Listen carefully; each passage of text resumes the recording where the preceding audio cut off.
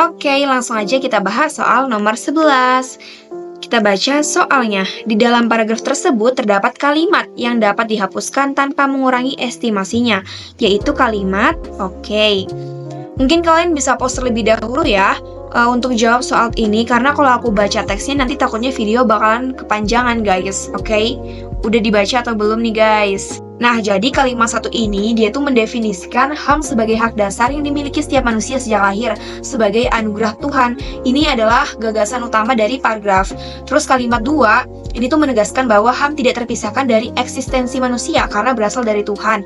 Ini tuh juga penguatan dari kalimat 1, tetapi tidak memberikan informasi baru yang lebih kritis kayak gitu. Terus kalimat 3, dia tuh menyatakan bahwa HAM tidak dapat dicabut oleh kekuasaan apapun. Ini adalah prinsip penting dalam HAM kayak gitu ya. Terus kalimat 4 dia tuh menjelaskan tentang konsekuensi jika HAM dicabut alias hilangnya martabat manusia. Ini tuh lebih memperdalam argumen kayak gitu. Kalau nomor 5 dia tuh mengingatkan bahwa HAM tidak bersifat mutlak. Nomor 5 tuh lebih ke gagasan penting untuk keseimbangan paragraf keseluruhan gitu ya. Terus yang nomor 6 dan 7 ini tuh kayak lebih ke contoh konkretnya dari pelanggaran HAM dan penjelasan tindakan tidak manusiawi. Ini tuh memperkuat dari kalimat 5. Kalau nomor 8 ini tuh kesimpulan bahwa HAM tidak dibatasi oleh HAM orang lain. Ini tuh jadi kayak penutup gitu loh. Jadi penutupnya lebih kuat kayak gitu. Intinya kalau nomor 8 ini tuh lebih kayak kesimpulan bahwa HAM kita dibatasi oleh HAM orang lain. Seperti itu guys. Jadi udah ketemu belum kira-kira kalimat yang dapat dihapus? Nah, jadi kalimat yang dapat dihapus adalah kalimat nomor 2. Kayak gitu, jawabannya yang B. Ini tuh yang paling bisa dihapus karena hanya mengulang ide dari kalimat 1 guys, kayak gitu. Nih nomor 2. Karena yang nomor 2 lagi-lagi udah aku jelasin barusan, dia tuh cuma mengulang ide dari kalimat 1 tanpa menambahkan informasi yang lebih penting gitu. Lebih ke menegaskan lagi bahwa HAM tidak terpisahkan dari eksistensi manusia karena berasal dari Tuhan. Nah, ini tuh lebih menguatkan kalimat 1. Jadi nggak ada informasi penting gitu loh di kalimat 2. Jadi nomor 2 ini bisa kita hapus. Jawabannya yang B.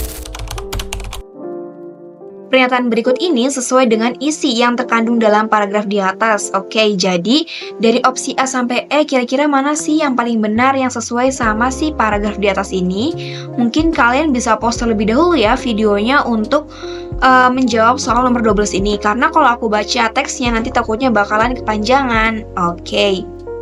Udah baca guys? Oke, kalau udah baca kita cek opsi yang A. Pada tahun 2013 diperkirakan harga karet alam akan naik. Nah, ini tuh salah karena paragraf cuma menyatakan harganya tetap bagus, bukan kenaikan gitu. Jadi ini tuh kurang sesuai ya, bisa kita coret. Kalau yang B, pada tahun 2013 terjadi peningkatan permintaan terhadap karet. Oke, jadi opsi yang ini, yang B ini sesuai alias benar. Sesuai kalimat ini, yang ini nih, permintaan terhadap karet meningkat. Jadi dia tuh ada di teks alias opsi yang B ini benar. Jadi jawabannya adalah yang B kayak gitu. Kita cek ya yang C, ekspor karet pada tahun 2013 meningkat di atas 8%.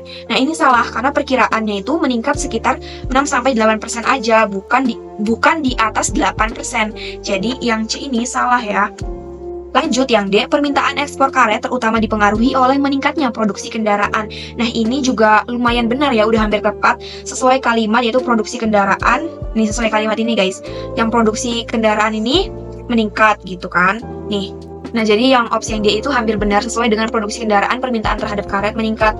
Tapi masih lebih tepat yang opsi B karena opsi yang B itu benar-benar ada di teks gitu loh. Jadi opsi yang D ini masih kurang sesuai ya, bisa kita coret. Yang E, ekspor karet sampai akhir tahun 2010 mencapai 2,5 juta ton. Ini salah karena di paragrafnya ini itu kan kita ngomongnya 2012 bukan 2010 kayak gitu. Jadi yang paling tepat adalah opsi yang B seperti itu. Jadi kenapa sih yang lebih tepat itu opsi yang B daripada yang D? Karena opsi yang B ini tuh lebih spesifik dan langsung merujuk pada hubungan kausal gitu dalam paragraf. Lanjut bahas soal nomor 13. Isi paragraf di atas adalah, oke kita baca ya karena teksnya pendek. Daging termasuk jenis makanan yang punya segi negatif dan positif. Daging mengandung protein dan zat besi yang penting untuk tubuh, tetapi lemaknya yang menjadikan daging sebagai musuh nomor 1 bagi kesehatan. Karena itu, asupan daging di dalam menu harian perlu dibatasi, maksimal sekali seminggu. Oke, kira-kira jawaban yang paling tepat apa ya? Nah, jadi paragraf ini tuh membahas dari dua sisi daging, yaitu ada sisi positif, di mana kandungan protein dan zat besinya penting untuk tubuh, terus sisi negatif, yaitu lemaknya bisa membahayakan kesehatan. Jadi yang paling tepat adalah opsi mana? Opsi yang A, segi positif dan negatif dari si daging. Jawabannya adalah opsi yang A. Karena opsi yang A ini dia tuh mencakup keseluruhan isi paragraf, yaitu keseimbangan antara kelebihan atau kekurangan si daging ini.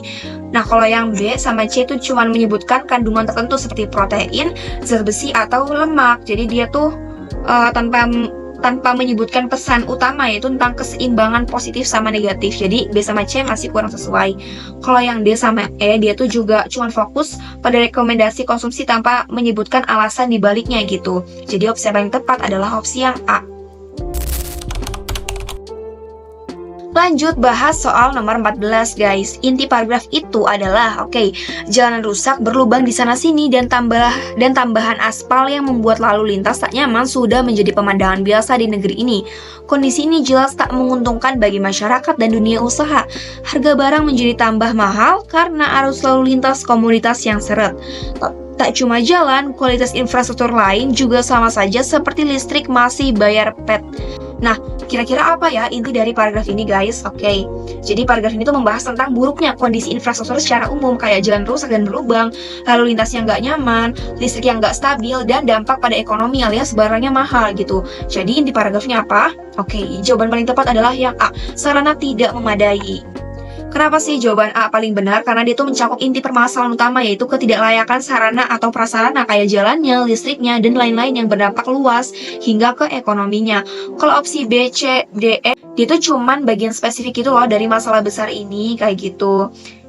Jadi yang paling tepat adalah yang A ya, semoga kalian paham. Next kita bahas soal nomor 15 ya. Bentuk ulang yang bermakna sama dengan bentuk ulang yang terdapat pada kalimat di atas adalah akibat erupsi Merapi, seluruh anggota keluarganya tidur berhari-hari di pegunungan. Jadi bentuk ulangnya adalah yang ini nih guys, berhari-hari kayak gitu. Kira-kira opsi mana sih yang paling tepat? Guys, langsung aja ya kita cek opsinya. Opsi yang A, berhalaman-halaman. Dia tuh lebih menyatakan kuantitas banyak halaman, bukan durasi. Karena kan berhari-hari ini tuh dia tuh menyatakan durasi berulang gitu. Durasi berulang dalam suatu waktu. Jadi opsi yang A ini salah karena dia tuh menyatakan tentang kuantitas. Jadi ini salah. Yang B, terkekeh-kekeh, dia tuh lebih menggambarkan suara tawa berulang gitu. Nih yang C, bersahut-sahutan, dia tuh menyatakan saling merespon gitu, saling merespon. Kalau yang D, bersalam-salaman, dia tuh menunjukkan aksi saling berjabat tangan guys, saling berjabat tangan.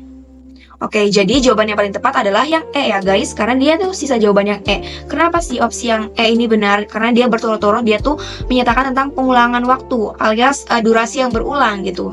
Berarti sama ya, sama sih berhari-hari kayak gitu. Opsi yang paling tepat adalah opsi yang E. Yay, kalian udah paham ya.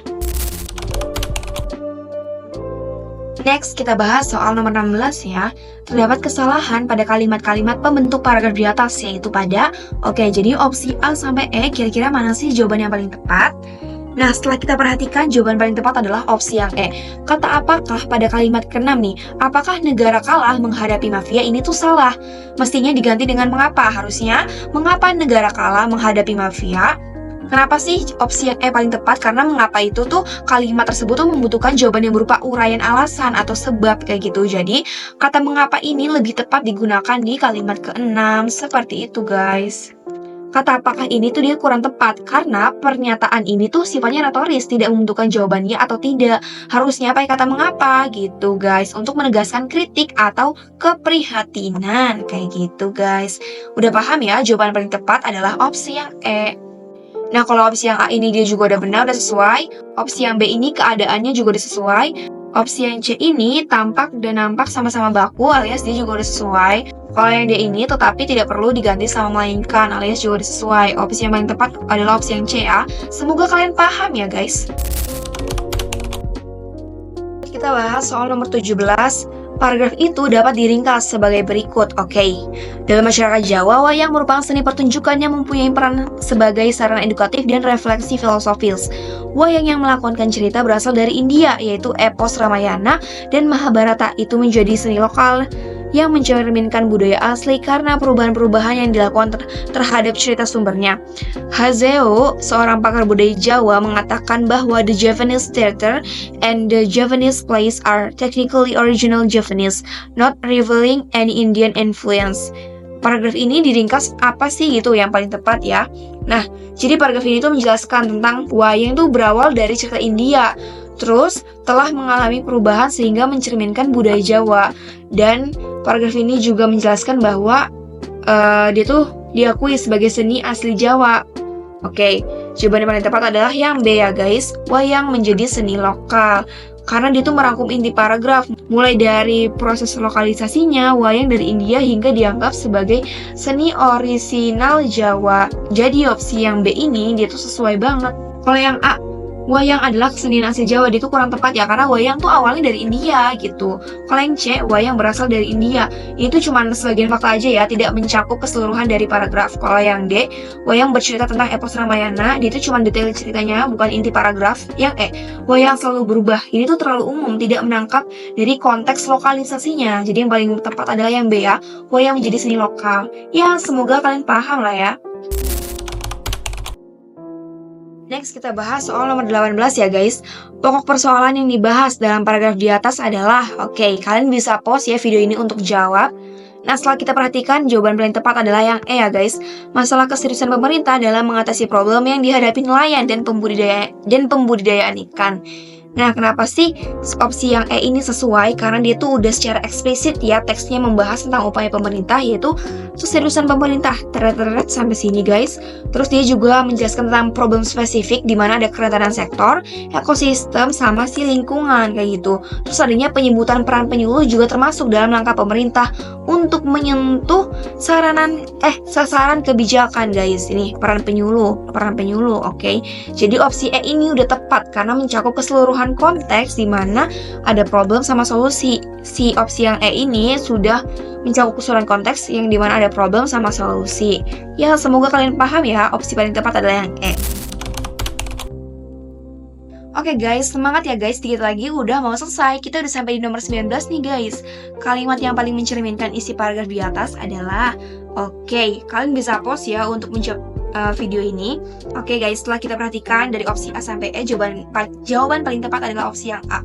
Meskipun upaya pemberantasan mafia hukum telah diwacanakan, karena mafiosonya tidak pernah jelas, justru sering tampil sebagai orang terhormat, upaya itu gagal dilakukan. Kenapa sih opsi A ini benar? Karena dia tuh menyebutkan upaya pemberantasan mafia hukum yang sudah diwacanakan ini ada di kalimat 1 nih. Sudah diwacanakan. Terus alasan yang kedua kenapa opsi yang A ini bisa benar, karena dia tuh mengakui ironi bahwa mafioso sulit ditangkap karena sosoknya tidak pernah jelas. Ada di kalimat 2-3 nih. Sosoknya tidak pernah jelas. Terus alasan yang ketiga dia tuh menjelaskan karakter mafioso yang sering tampil sebagai orang terhormat, yaitu ada di paragraf 4-5. Jadi opsi yang A ini dia tuh sudah mencerminkan seluruh isi paragraf. Yang paling tepat adalah yang A. Kalau yang B dia salah karena cuma fokus pada ironi dan karakter mafioso. Kalau yang C dia juga salah karena terlalu absolut, tidak pernah bisa diberantas. Padahal si paragraf ini cuma menjelaskan kesulitan, bukan kepastian kegagalan kayak gitu.